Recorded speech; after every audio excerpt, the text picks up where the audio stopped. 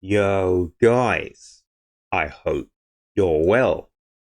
So, guys, I think most of us have seen what's been going on over the last few days with British Steel, their owners, Shinge, our government getting involved, potentially having to nationalise British Steel and call in Parliament into action at the weekend, which hasn't been done for many a year. I think the last time was in the 80s during the Falklands War. I might be wrong on that. Anyway, guys, I've got a bit of a take on that, and I'm going to show you this video featuring Daisy Cooper. And she was talking to the business secretary, Jonathon Reynolds, and she raised a really pertinent point about this. And I'll go into that in a second. But what it just shows to me is that the government convened parliament at the lastminute.com. Literally, with 24 hours notice, they call parliament to come into force to debate this topic about nationalising British Steel.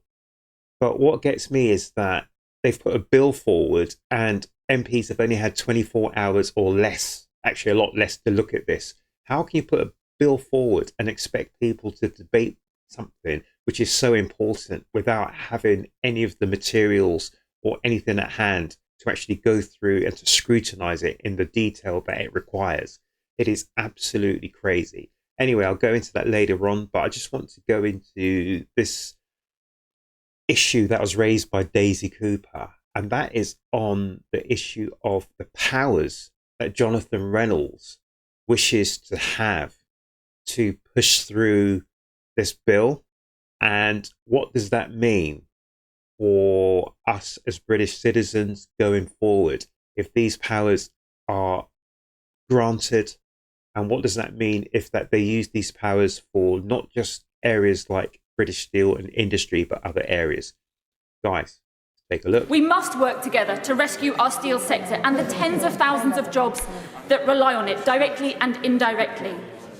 But under the terms of this bill, the Secretary of State is giving himself huge and unconstrained powers which could set a very dangerous precedent.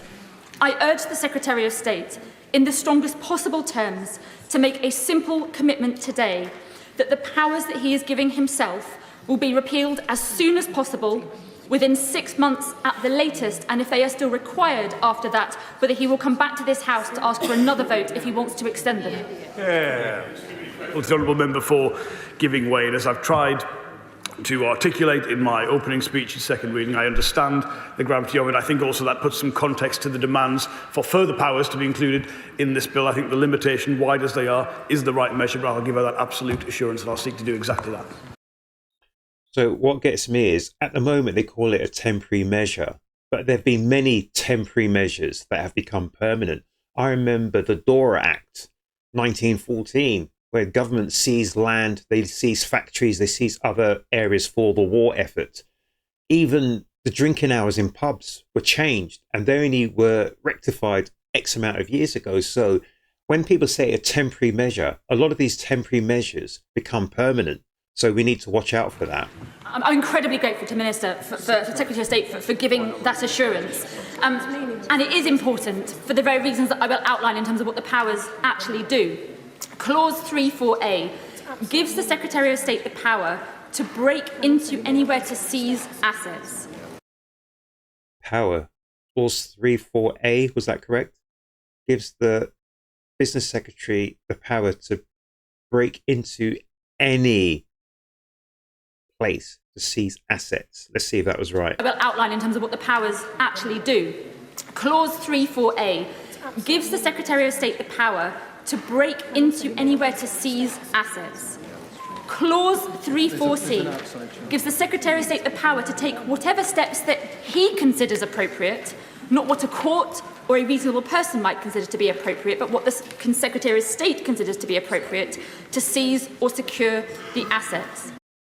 Sounds like dictatorial powers to me. So whatever he, as an individual, not as a collective, not even Parliament being instructed and debated, but the business secretary as an individual, whatever he says, whatever he thinks goes. Are we really going down that route? Was that clause 34C? Really? As appropriate, not what a court or a reasonable person might consider to be appropriate, but what the Secretary of State considers to be appropriate to seize or secure the assets. Under the section on offences, clause 4.3 makes it a crime for anyone not to follow the instructions of the Secretary of State. This is what gets me. So whatever the Secretary of State says goes. So if you do not agree with it, or if you want to debate it, or you have reservations about it, and you bring them to the Secretary of State, you could face, I don't know, so this is a crime. So you could potentially face criminal charges, potentially prison, etc., if you do not if you do not do what he says.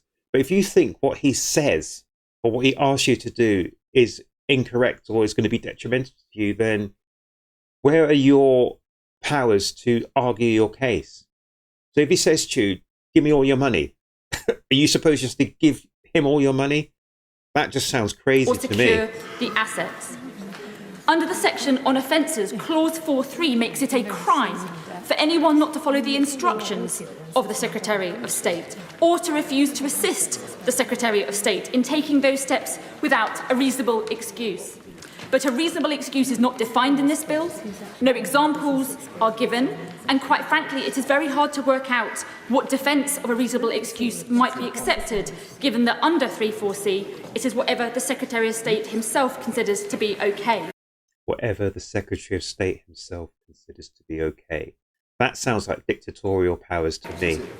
In the section on indemnities, Mr. Speaker, clause 6.1 appears to give the Secretary of State and potentially any other person who is with him, a police officer, a civil servant, border force, immunity from prosecution for using any... Immunity from prosecution? Appears to give the Secretary of State and potentially any other person who is with him, a police officer, a civil servant, border force, immunity from prosecution for using any of these wide-ranging powers. These powers are unprecedented and they are unconstrained, and I am grateful to the Secretary of State for saying that is precisely why he will intend to repeal these powers as soon as possible. That is the biggest worry. So the Secretary of State and whoever is with him will be deemed immune from prosecution. So what does that mean? How big is the remit? If he does something which at some point could be deemed illegal, can we not go back and prosecute the Secretary of State for asking you or commanding you to do something? That's strange. And the problem I have with that is that if you take that out into, so this is one small area. So they're talking about around the British Steel, and they say the power is going to be very, very short-lived. Hopefully that's correct. But once you bring that out into the ether, into the atmosphere, into the sphere, you can put this into other situations. So, for instance, what happens with us with free speech, freedom of speech? Will someone have the power to break down our doors because they don't like something we've said, to arrest us or to do whatever they want to us? And then that person or those persons are now free from prosecution. They're immune, even though what they say or what they do may actually be illegal in itself. This is a dangerous precedent we're setting. Very, very dangerous and very worrying, in my opinion. Very worrying. Potentially any other person who is with him, a police officer, a civil servant, border force, immunity from prosecution for using any of these wide-ranging powers. These powers are unprecedented and they are unconstrained, and I am grateful to the Secretary of State for saying that is precisely why he will intend to repeal these powers as soon as possible. How absurd, how irresponsible is this, that we have a sustainable and enduring long-term market for British steel, but that our supply could keel over in a matter of days because of the failures of that failed party. And this is the worrying point for me, because I've heard that the government knew about potentially the coal running out within days. They knew around March the 25th. Was it March 24th, 25th? We're talking 2 to 3 weeks ago. So they dillied and dallied and dithered for best part of 2 to 3 weeks before convening Parliament yesterday to actually do something about Shingate. So now we're looking at potentially nationalising British Steel.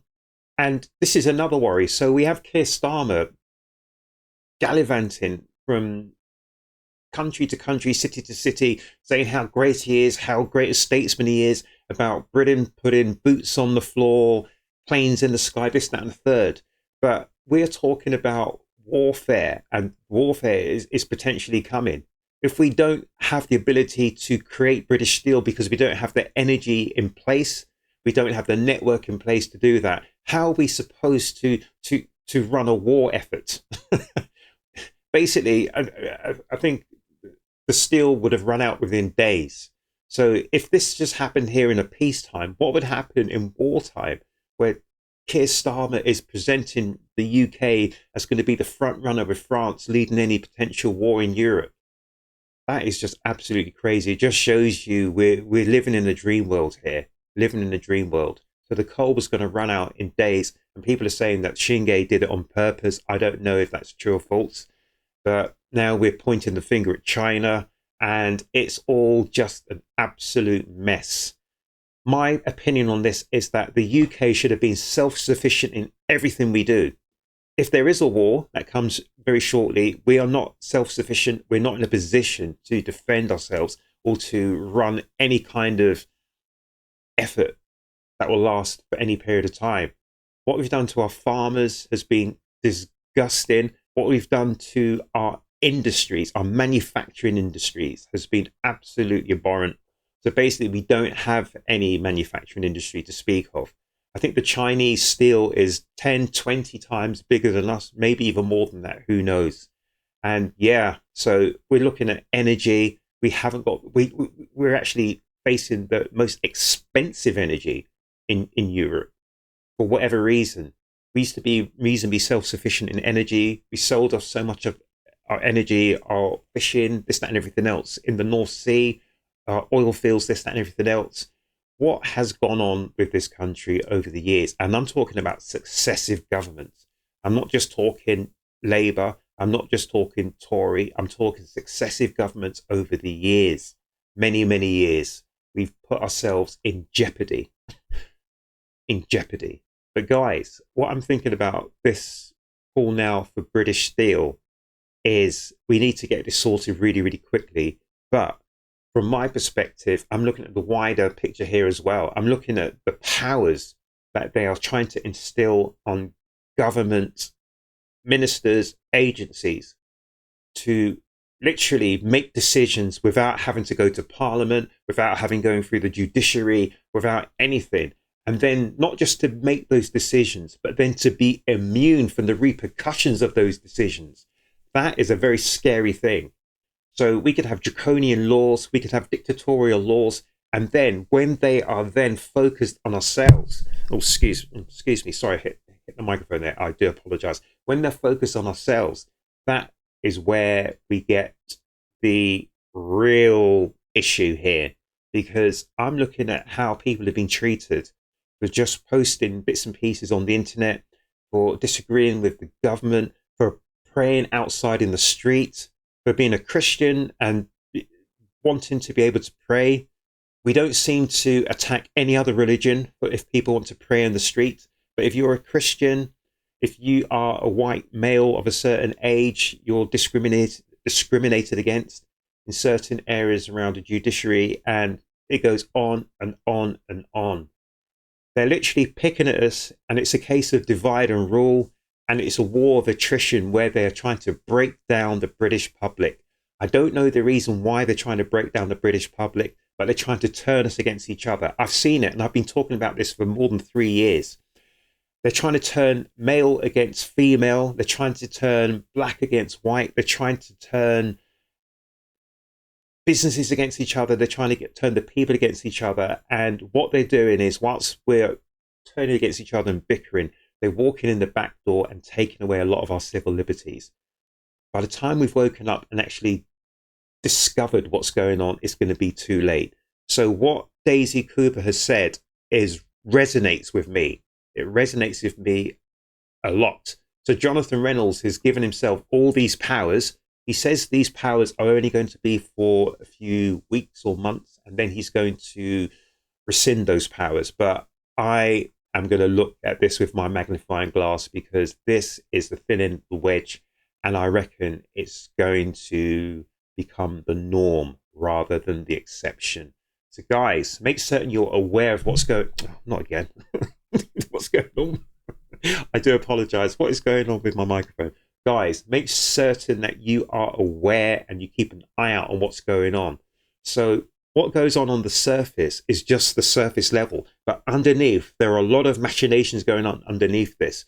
So when they put out certain policies, don't just look at the headlines, look at the content and the substance underneath, because that's really important. And I think this is important because this was only put out 24 hours before. I don't know how long the MPs had to look at the bill, potentially less than 24 hours. So a lot of this would have been lost in translation if people like Daisy Cooper hadn't investigated the small print. And that is really important. And then called the minister, the business secretary, whatever, to order. So guys, make certain that you look after yourselves, you look after each other, and please make certain you come back to the next Torn It TV reaction. Guys, have a good day.